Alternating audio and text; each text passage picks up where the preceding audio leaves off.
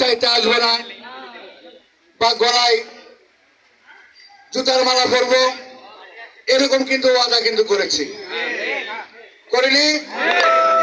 আমাদের এই ওয়াদা কিন্তু ধোঁকাবাজি নয়, আমাদের ওয়াদা কিন্তু মিথ্যা নয়।